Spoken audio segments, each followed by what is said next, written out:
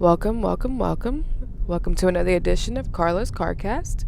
As you notice, something a little different is A, you can see me, and B, I got a microphone, bitches. You can actually hear me a little better. Now coming up, I'm going to be getting on the highway in a few, so I guess we can test the quality of this shitty ass fucking 99-cent mic. But until then, enjoy. So today I first of all made a point to record while not only am I sick, if you can't tell by the sound of my voice, but also with little to no makeup on, because I don't need my best foot forward on the internet. I need you guys to see the absolute fucking worst. Anyway, so today I kind of just wanted to talk about, in my past podcast, I really talked about, suffering with depression and sad shit and my childhood and et cetera, et cetera. Well, in this podcast, I kind of wanted to talk about a little bit of the ways that I overcame it. One of them being like traveling.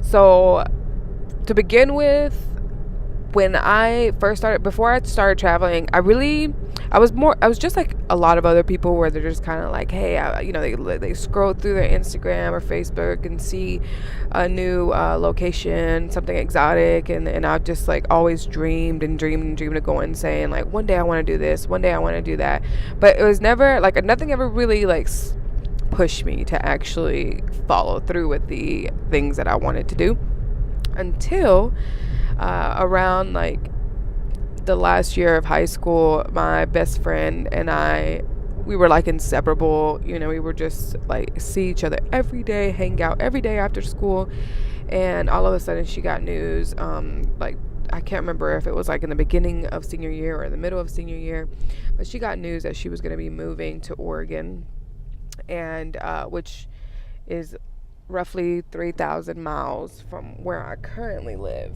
And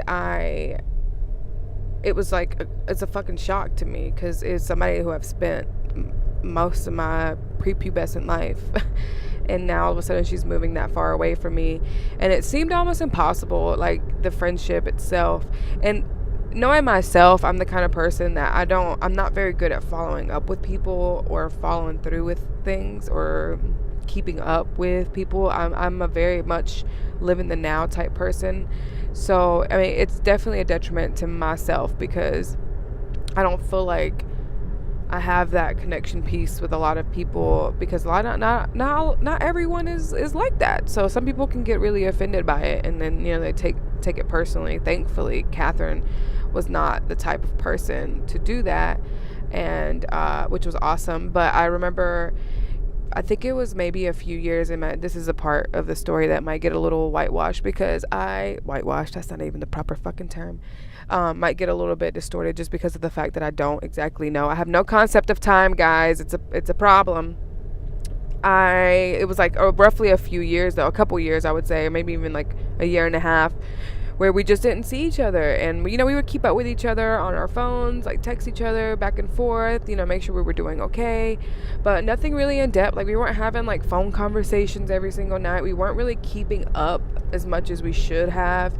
And it went both ways. Like, she was very much the same way as I am, which worked out for me because I didn't feel as bad for not, following up and keeping up with her.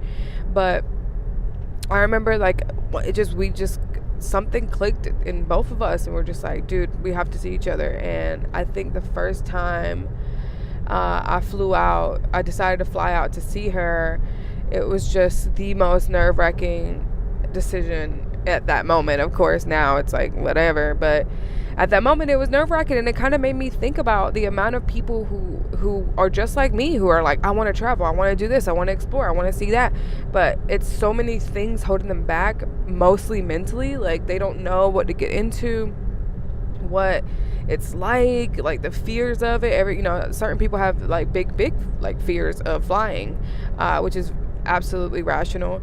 And then that was like the biggest piece of why I didn't travel, is just like the nervousness. At the time I was pretty overweight. Definitely have lost a lot of weight now, as you know, but I was extremely overweight, and so there was a lot of like the self-conscious thoughts going through my head, like, am I going to be able to fit on an airplane seat? Am I going to have to get the fucking extended belt? Like that would have been god awful. And also just like the experience of going alone, like it's a fucking scary thought in the beginning, like you've seen these movies where bitches get taken, and I don't got a Liam Neeson in my life, so I was just like, shit. And so once I overcame the nervousness and like once the flight was booked, I was ready to go, I left, and everything was rumbling. And I remember, like, just as a crazy like side story, the first time, my first flight, I've had a layover in Chicago, and I remember at that, it was like my United flight, and sitting down, I had, a matter of fact, I'm sorry, this was after my layover. So this is like after I left my airport where I'm currently at and went to Chicago O'Hare, and I was flying the rest of the way, and that, like, the first flight was easy peasy, like it was great, nothing wrong, it was perfect, it went smoothly. And then the second fucking flight, man, first off, the seatbelt would not fit. And I remember my first flight, the stewardess came by and was like touching certain people's seatbelt and was like pulling up on it to make sure that it was like clipped. And so my second flight, when the seatbelt would not, like, it would go into the chamber, but it wouldn't click. And I remember, oh man, all the fucking anxiety kicked in, and I was like, this is what I feared, this is why I didn't want to travel. This bitch is gonna fucking come over here and pull this, and she's gonna see that I'm too fucking fat for this seat, and she's gonna give me a seatbelt extender, and everyone's gonna see it, because this fucking airplane feels like a goddamn trash can. It's tiny as shit. So I was absolutely mortified. Thankfully, I just sat my seatbelt across my lap and just kind of looked around, looked out my window. I had a window seat, and thankfully she didn't catch on to the fact that my shit didn't fit, which is awesome. Not recommended. I mean, if we would have went down, my fat ass would have been the first one to die. Well, I'm pretty sure we all would have died. Anyway, the point is, don't be nervous about flying. That was a great follow-up. Another thing about traveling that, like, I never expected, I guess that's the thing. Traveling showed me a lot of things that I never expected. Traveling made me the person who I am today. Because after that first flight, after that first experience, I've been to see her like more than a handful of times, So it's more like once that first flight experience is out of your brain, oh my goodness, it's like a piece of cake. It's like a walk in the park, because you know what to expect, you know the routines, and one thing, going back to what I was saying about what I learned, is like the freedom that you get. Like, whenever I went, I was extremely depressed, not knowing at the time my friend was also going through it herself mentally, and we just never really talked about it because we weren't, as close during the time that we didn't see each other. So we both kind of kept to ourselves and just had a great time, put it all behind us, because not knowing at the time, neither of us wanted to ruin each other's time. So she didn't understand what she was doing for me, and I didn't understand what I was doing for her, but it was awesome that it happened. But depression was like something that I didn't feel it there.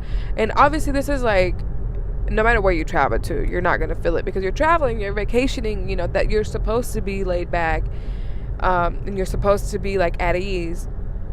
But the changes that I saw when I got back was what made traveling all the more worth it.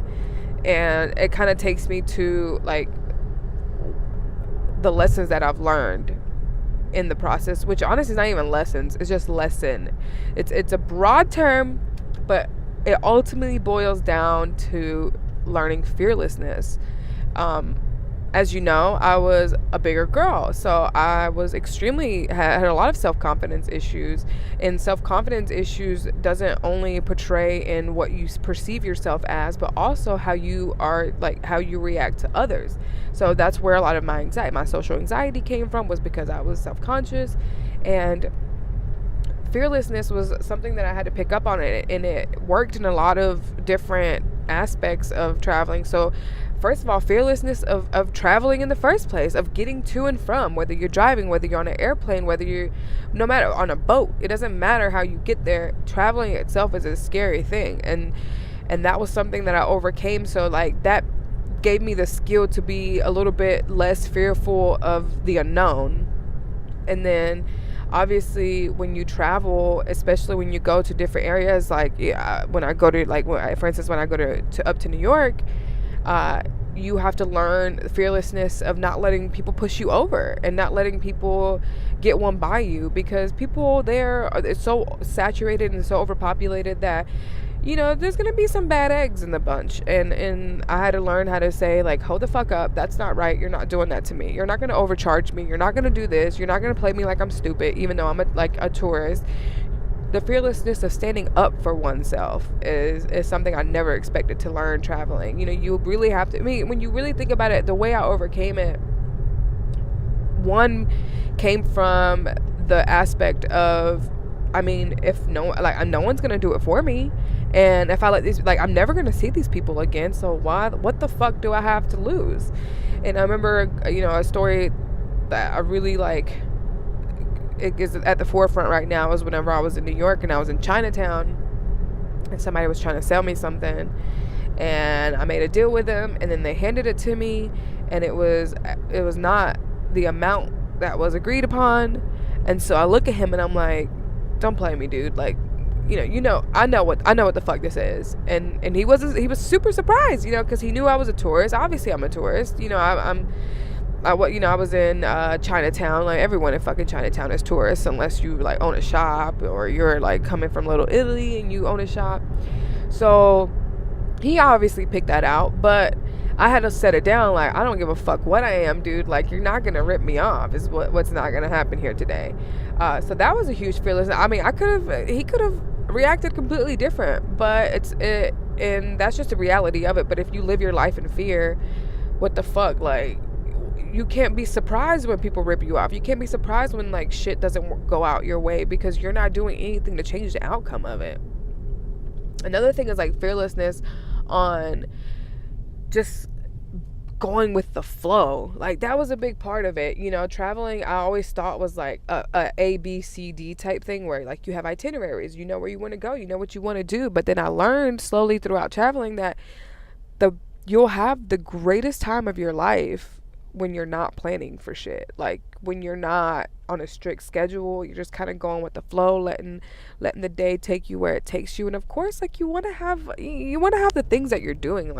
I want to go to this city and sightsee, but don't ever make plans on what you don't say. From 1 to 3 I'm going to the museum, from 3 to 5 I'm going to eat, from 5 to all that bullshit. It limits you, and you don't want to be limited when you're traveling. That's the whole fucking point, is to adventure out, to explore, to get yourself into situations you never expected yourself to be in. So that's one of the biggest things with kind of just where my adventurous side really had to come out and shine. A lot of times I wouldn't plan for shit, and we'd go to a bar and we strike up a conversation. Recently I took a trip to the mountain range, and you struck up a conversation with somebody, and you learn so much about people. And then people wonder why people that are well traveled are more sociable and more approachable and have better conversation. It's not because they're any better than you. It's not like you were born somebody with those traits and then those people just happen to travel. It's something you pick up as you travel. So when you speak to people and you learn people's background, no matter who they are, they come from different aspects, you learn to kind of look beyond yourself and take a step back and say, oh shit, that's interesting. It's how the other half lives, it's very interesting in a way, because you get to see humans in so many different lights, and you get to connect with people that you never would expect yourself to connect with. And it shows you something about yourself. It shows you a lot about what you stand for. It solidifies things that you stand for. Sometimes it changes your opinion. So, for instance, striking up a conversation with a super right-wing Republican and asking their point of view. People out in the world are a lot more open to debate, a very calm debate, not some bullshit screaming matches. It's not about who's correct here. It's about what can we learn from each other and how can this help us grow. So that's those big things I learned while traveling has like helped me so much, because it has gotten me out of my shell. Like now when I like I'm in situations that I'm not used to, before I would clam up, I'd be terrified. But even back home, if I just take those like if I like, what's stopping you from living that carefree, adventurous, just awesome life while you're traveling? What stops you from living that where you're from? So I started to see myself in this mindset of, if I go to my local bar and I see someone that piques my interest, I'm like, hey, what's up? Like, or if someone starts a conversation with me, a complete stranger, before I would be like, what the fuck do you want? And now it's like, yeah, like, what's going on? What do you do for a living? What do you stand for? What's important in your life? And it just makes you like a more sociable person, a more well-rounded person. It makes you well-traveled. And by well-traveled, I don't mean like you've been to all these fucking countries. Like, no, I just mean in general, well-traveled is like, for me, as a mindset. And I haven't like traveled outside of my state yet. Of course I do expect to very soon, but not quite yet. So it's not like I have these expectations. I'm not as well traveled as most people are, but I definitely try to get out and about and do adventurous things, whether it's an hour away, 6 hours away, or even like in my backyard. You know what I mean? Like, it's just always finding what makes you happy, finding the reason, I guess finding the pinnacle of why being adventurous or being on that trip makes you happy, and just adapting it to your everyday life. I mean, it most of the time it makes sense, at least for me. I'm a fucking moron, so who knows. So I just I really just wanted to talk about it, because I know so many people are scared to travel, and they think like, oh, if I don't travel out of the country, it doesn't mean shit, I didn't travel. No, absolutely not. Traveling is fucking traveling, dude. Like, get the fuck out, if you want to. Some people don't have the need, of course. Some people are okay with where they're at, and that's fine. But if you want to travel and you have, nervousness and like anxiety and all that shit, you'll never know until you dive head first. Honest to goodness. I truly, truly believe in that, and I feel like nothing should hold you back. If there's a will, there's a way. There's cheap ass places to travel. There's cheap ass things to do while you're traveling. So sometimes it's just like a plane ticket, and then you fucking, budget yourself with your trip there, playing free shit, like playing stuff around where you're staying. There's fucking ways, dude, is all I'm saying. So don't make excuses, just fucking do it. Jesus Christ. It's been a while since I've made a podcast, you guys. I know I'm really fucking shitty at this. The last one was a guest appearance one.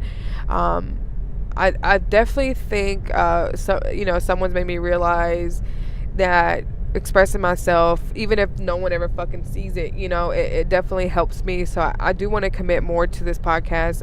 Not only that, I kind of want to speak on some future podcast tidbits that might be coming up.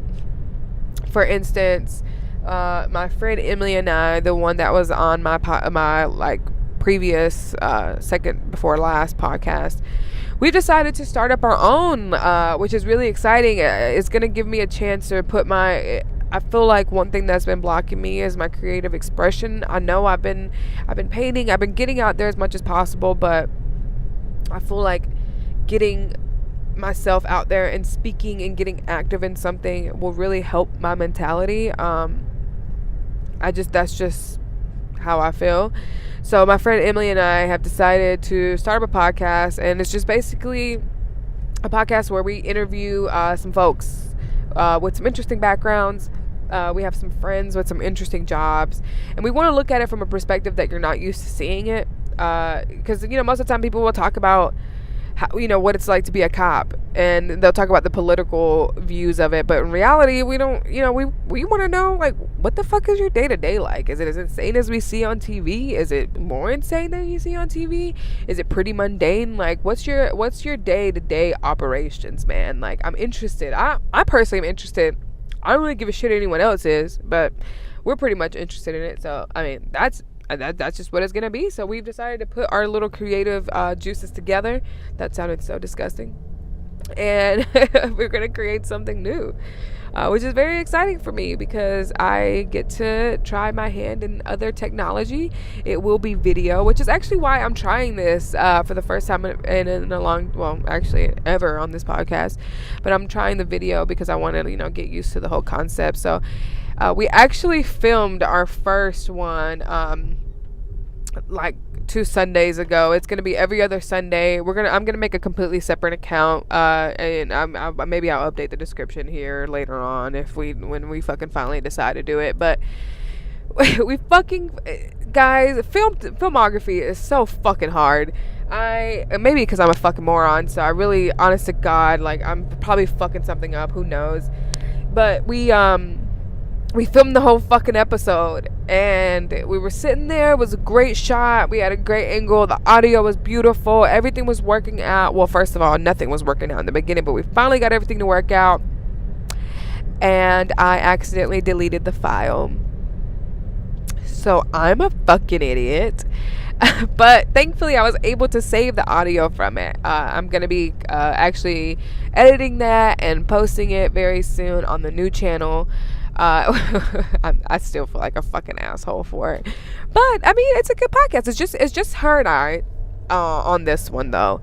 So we want to start it off a little bit about ourselves, our like background, how we met each other, what our plans for the podcast is. So that'll just be an interesting little shit to kind of like delve into. It's just like my little creative way. I'm sorry, I feel like I'm fucking, first of all, I haven't done a podcast in forever, so obviously my speech is not podcast ready, as in I'm saying a lot of ums and uhs, and I can't help it. I'm fucking half asleep. So I mean, you're just gonna have to get over it. My nose is fucking stuffed up. It's been stuffed up all day. I've been sick literally every other goddamn month, and it's fucking awful. But here I am, bitches, here to provide you with the content that no one gives a fuck about and no one asked for. I hope you enjoyed this one. Short and sweet and to the point. Travel fucking more if you want, of course. And also, if you have a little extra time in your hands, maybe subscribe to our new channel whenever the fuck I decide to put it up. It's called the Unreliable Podcast, mainly because I'm fucking unreliable. So I think it's a perfect name for it. Thank you guys for watching. Have a great day. And most importantly, go fuck yourself.